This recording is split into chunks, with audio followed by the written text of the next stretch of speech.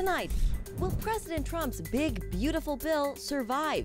Elon Musk calls it a disgusting abomination, and some Republicans say the numbers just don't add up. We break down the looming Senate showdown and what the White House is doing to keep the deal alive. Plus, stolen from home. Ukrainian children ripped from their families and brainwashed to fight for Russia. We were taken to Russia whether we want to go or not. We were just sent there against our will. The daring missions to bring them back. And a new battlefront at sea.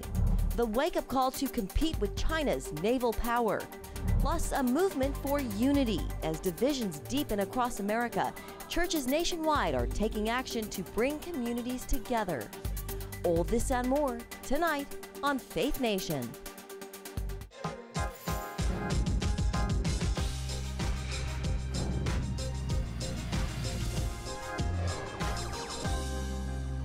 Big trouble for President Trump's big, beautiful bill. Good evening in Washington. I'm Jenna Browder. President Trump is turning up the heat on Senate Republicans to quickly pass his massive spending bill. But inside the GOP, there's growing debate about how to get it done and at what cost. A new report from the Congressional Budget Office says it would add $2.4 trillion to the deficit over the next decade, posing a serious challenge for Republican leaders trying to sell it as fiscally responsible. Here to break down what's in the bill and the road ahead, we are joined by Capitol Hill correspondent Michelle London and senior White House correspondent Kelly Wright. Both of you welcome. So London, let's start with you. What are lawmakers saying this evening and where do things stand?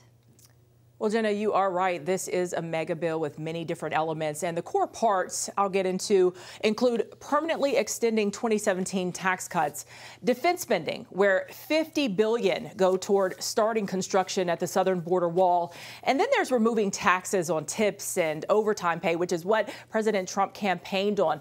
A big one up for debate, though, is putting $880 million into potential Medicaid cuts.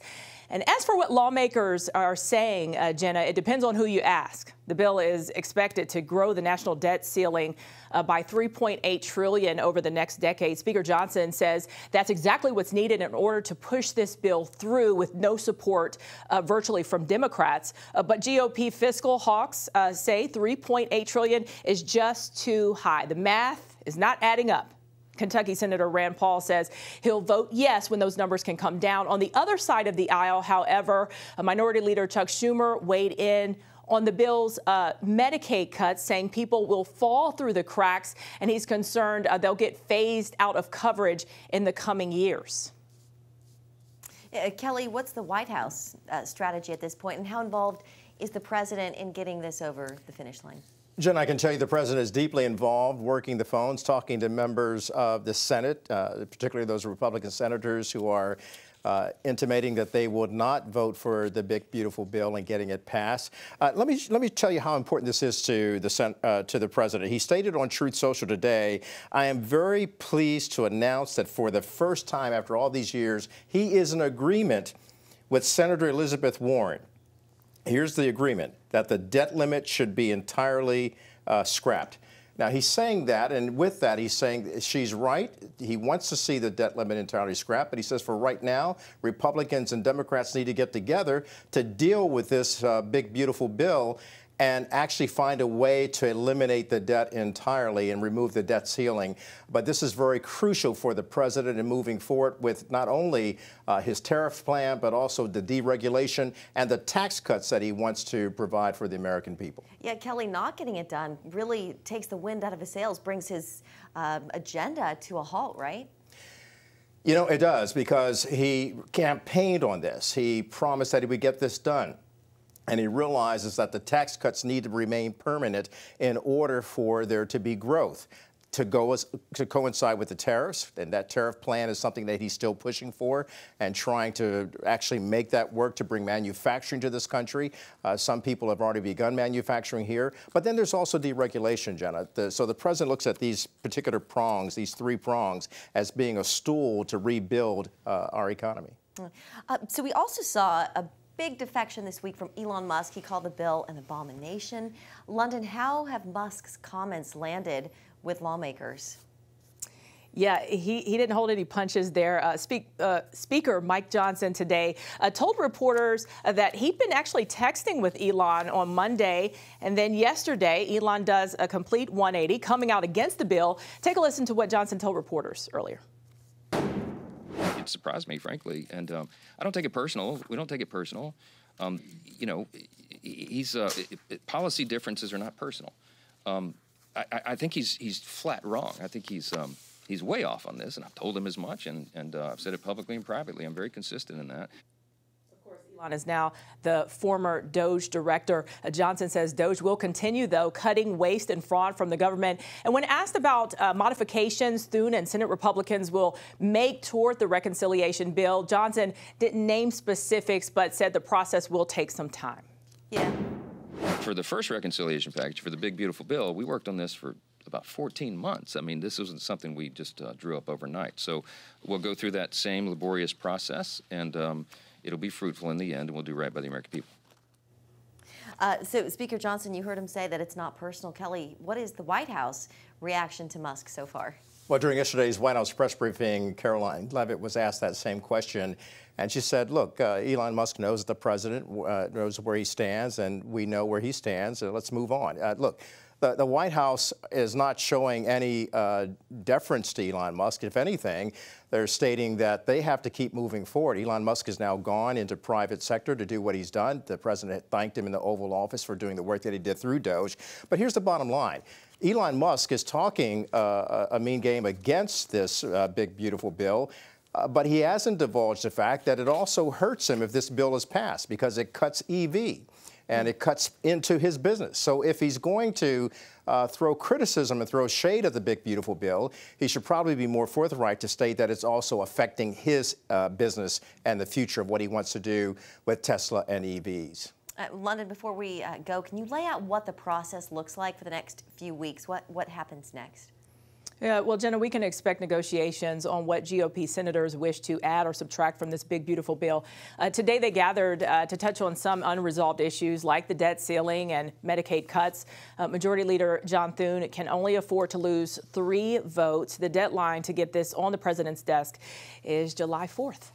It's going to be a squeaker. All right, senior White House correspondent Kelly Wright and Capitol Hill correspondent Michelle London, thank you, both of you. Thank you. In other news, we are learning more about the suspect in Sunday's firebombing attack on Jewish demonstrators in Boulder, Colorado. Chilling new footage shows the moments before Molotov cocktails were thrown into the crowd, injuring at least a dozen people. The suspect, Mohammed Solomon, reportedly shouted, "Free Palestine," and set himself on fire. A video posted online appears to show him declaring his Muslim faith hours before the attack. He now faces federal hate crime and attempted murder charges. The Department of Homeland Security says he overstayed his visa. His wife and 5 children are in ICE custody, facing deportation. Overseas, President Trump says Vladimir Putin told him he will have to respond to a recent Ukrainian attack on Russian airfields. The warning is sparking fears that a new round of retaliation could escalate the war even further. Peace talks between Russia and Ukraine have stalled despite ongoing diplomatic efforts. One contentious issue is the thousands of Ukrainian children taken to Russia since the war began. Russia admits to moving several hundred, but Ukraine claims that number is closer to 20,000. My Faith Nation co-host John Jessup has the story. Following an attack on Kherson, this Ukrainian, injured by shrapnel, picks through the pieces of his shattered home. Yet, some losses in this conflict are irreplaceable. Some of the youngest victims of that war, victims stolen from their homes. Russia is taking Ukrainian kids from their parents in many cases, trying to turn them into Russian kids, which they call a humanitarian gesture. Since the 2022 invasion, thousands of kidnapped children have become obscure casualties of war. Да, вот на ухе сережка, да, это он. Как всегда обиженные. Taken from their homes and forced to create new lives in a foreign place. We were taken to Russia whether we want to go or not. We were just sent there against our will. Ksenia Kolden's nightmare began when Russia destroyed her northeastern border town. After spending years together in foster care, war separated Ksenia from her younger brother, Sergei. Russian troops sending Ksenia to a technical school and Sergei to a camp and ultimately a Russian foster family. After being expelled for failing to adopt what she calls Russian propaganda, Ksenia planned a daring escape to Ukraine, then ran into trouble trying to convince her brother. He told me that I do not want to return back. I want to stay in Russia because nobody needs me in Ukraine. There is war there and there is a lot of Nazis there. After being brainwashed, they don't want to communicate. They're really afraid because through Russian propaganda, they believe that Nazi will kill them if they will come back. Mykola Kuleba runs a rescue operation for these stolen kids called Save Ukraine.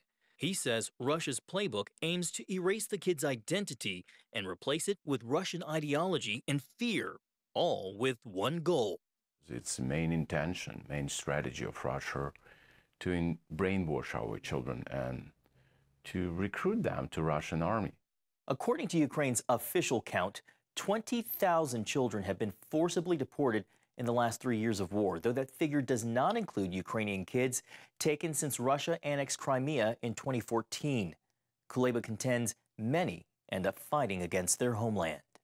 Thousands of young adults who've been Ukrainian school children 10 years ago now killed in battlefields or sitting in Ukrainian prisons as the captured soldiers. This alleged war crime prompted the International Criminal Court to issue arrest warrants for Vladimir Putin and a top Russian deputy.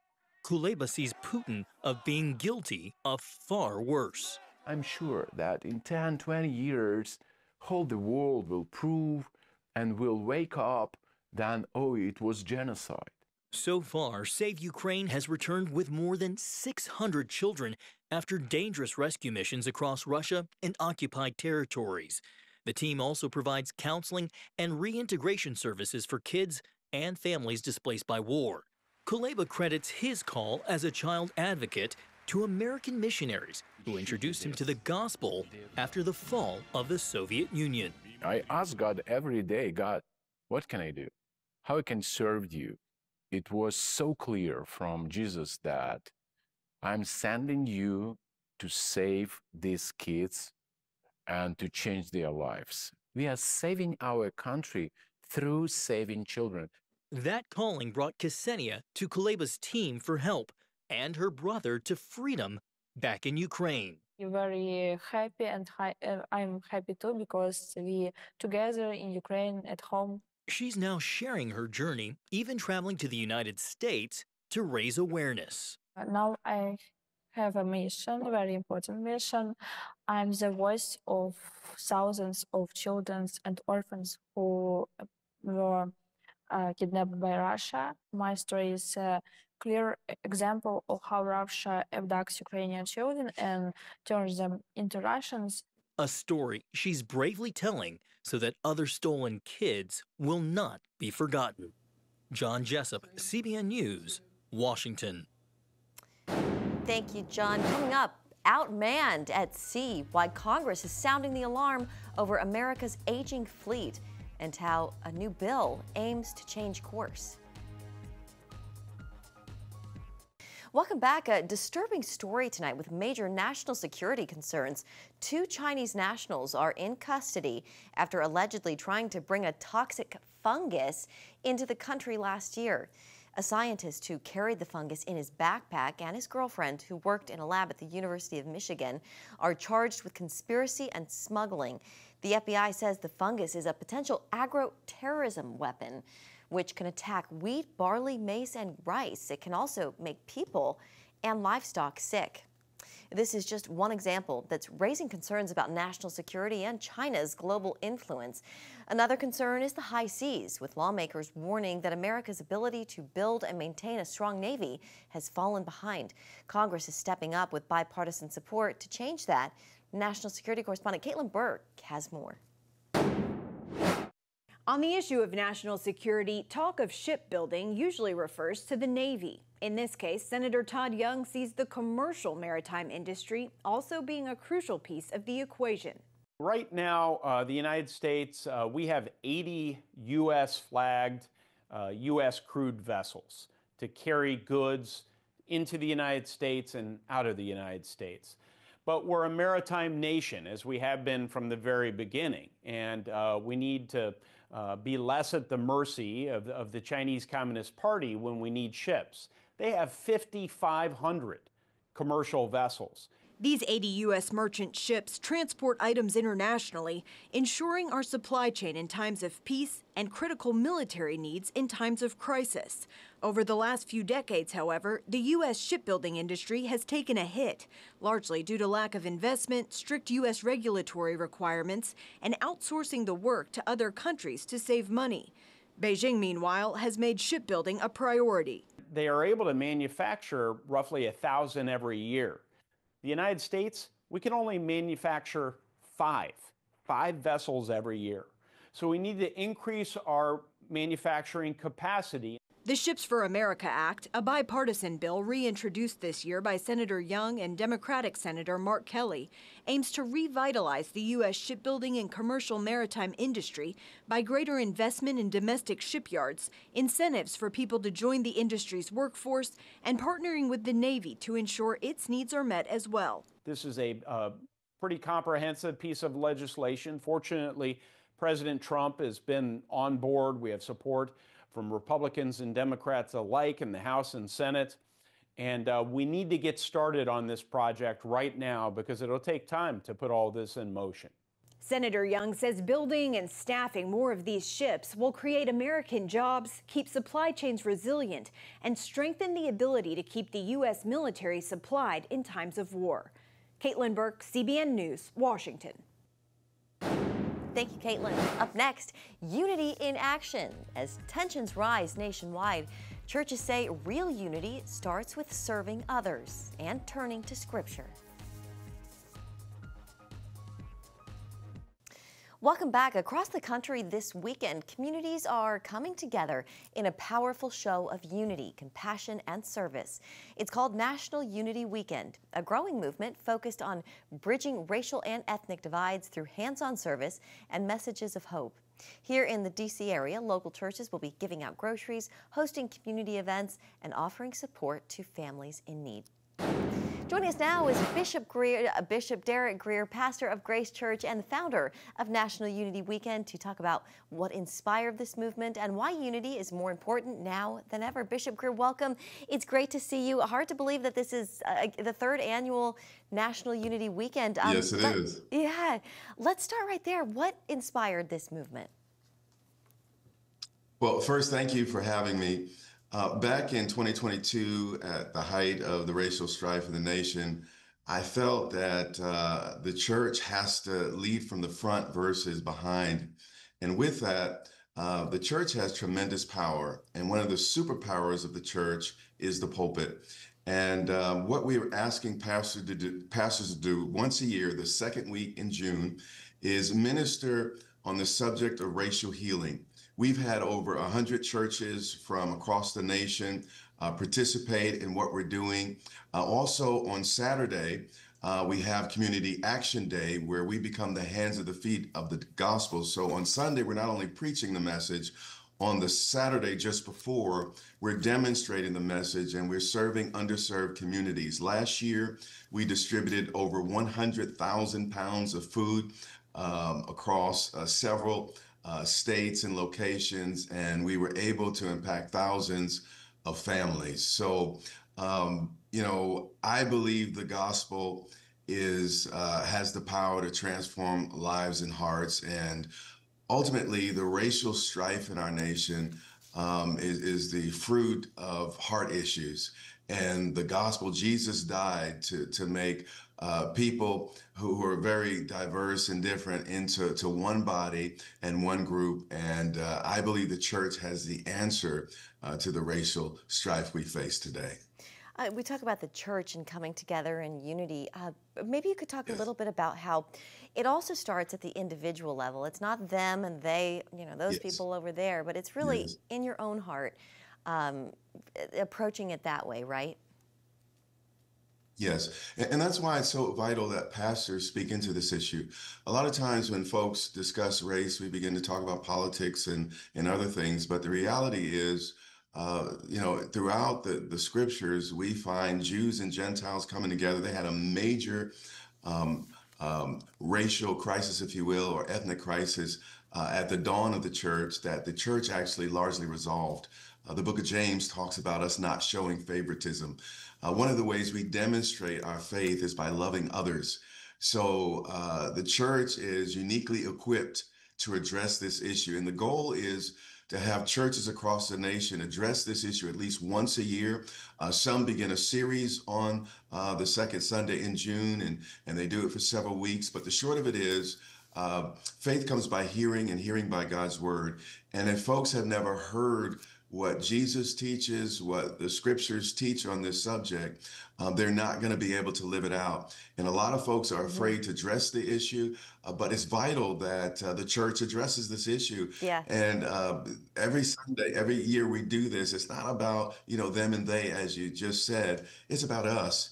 It's about healing. It's about recognizing that we're one in Christ and that Jesus and all he did at the cross makes a huge difference, and it should impact how we live. Well, we appreciate all that you're doing, Bishop. Thank you so much for joining us today and for this movement that you're leading. Bishop Derek Greer, pastor of Grace Church in Dumfries, Virginia, thank you and the best to you. Still ahead, a runner inspiring moms to pursue their dreams. Finally tonight, a woman's inspiring race finish is showing the world just how incredible moms are. 42-year-old distance runner Stephanie Case had her daughter Pepper back in November. And get this, she just competed in a 100-kilometer race. Case had to stop occasionally during the race to nurse her newborn. And even doing that, she crossed the finish line much quicker than she expected to. And then the race organizer said, "Hold on, we're checking the chip times, but we think you might have won." And I was absolutely floored.